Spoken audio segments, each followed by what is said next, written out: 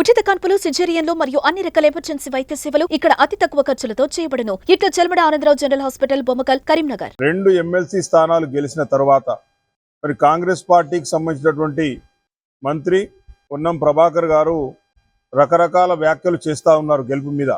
Bharatiya Janata party, BRS కలిసిన వాటి గెలుపు సాధ్యమైంది. భారతీయ జనతా పార్టీ, బీఆర్ఎస్ వల్లనే మేము ఓడిపోయినామని చెప్పి వారు చెప్పడం వారి యొక్క రాజకీయంగా దిగజారుడు మాటలుగా నేను భావిస్తూ ఉన్నాను.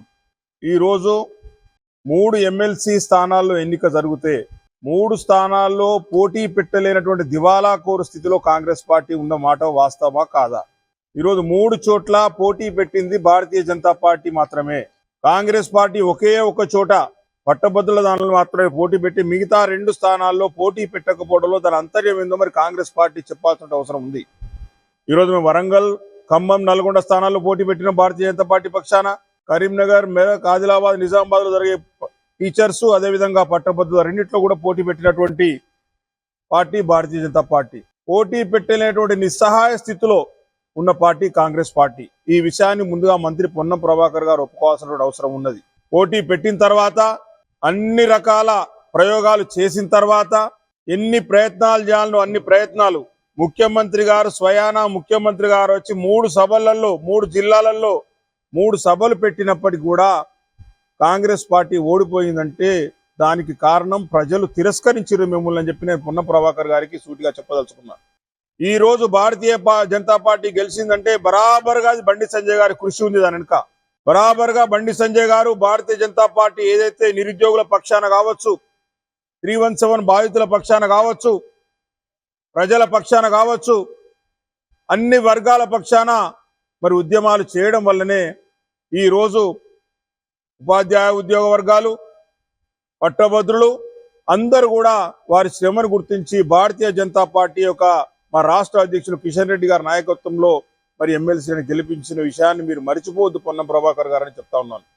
సాక్షాత్తు మీ పట్టభద్రుల స్థానంలో గెలిచినటువంటి మీ అభ్యర్థి ఓడిపోయినటువంటి మీ అభ్యర్థి చెప్తా ఉన్నాడు, కాంగ్రెస్ పార్టీకి నాయకత్వ లేమి ఉంది, సరి అయిన నాయకులు లేరు అని పత్రికా విలేకరుల సమావేశం పెట్టి చెప్పిన తర్వాత కూడా మీరు గుర్తుంచుకోకపోతే అది మీ యొక్క దౌర్భాగ్యంగా నేను భావిస్తా ఉన్నాను.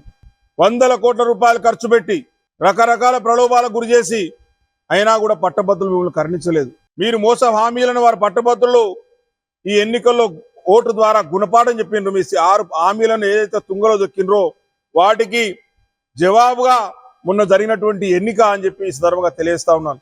ఇవన్నీ కూడా గుర్తు తెచ్చుకోవాలి కాంగ్రెస్ నాయకులు. ఈరోజు బీఆర్ఎస్ పార్టీ స్వయంగా ఇండిపెండెంట్ అభ్యర్థి ప్రసన్న హరికృష్ణకు మద్దతు ఇచ్చిన విషయాన్ని మీరు మర్చిపోవద్దు. బీఆర్ఎస్ పార్టీ యావత్తు కూడా మరి ప్రసన్న హరికృష్ణకు మద్దతు ఇచ్చిన విషయం అందరికీ తెలిసిన విషయం, ఓపెన్ సీక్రెట్. అది మర్చిపోయి ఓటమిని కప్పిపుచ్చుకోవడానికి దివాలా కోరు మాటలు మాట్లాడుకుంటూ ఇంకా ఏం మాట్లాడుతూ ఉన్నారు? దమ్ముంటే రాజీవ్ రహదారిని నేషనల్ హైవేగా మార్చాలని చెప్పి మీరు డిమాండ్ చేస్తూ ఉన్నారు.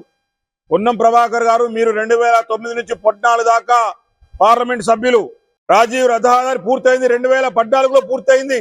2036 దాకా టోల్ ట్యాక్స్ వసూలు చేసుకునే అధికారం వాళ్ళకున్నది. 1800 కోట్ల రూపాయలు దాదాపు రాజీవ్ రహదారి మీద వెచ్చించిండ్రు. అప్పుడున్నటువంటి రాష్ట్ర ప్రభుత్వం కాంగ్రెస్ పార్టీ ప్రభుత్వమే 2014 దాకా. అప్పుడు మీరు ఎంపీల ఫోరం అధ్యక్షులు. అప్పుడు రాజీవ్ రహదారి నిర్మాణంలో ఎన్ని అక్రమాలు జరిగినాయి, ఎన్ని అవకతవకలు జరిగినాయి, ఎంత అవినీతి జరిగిందనేది రకరకాల కథనాలు కొన్ని నెలల పాటు వచ్చిన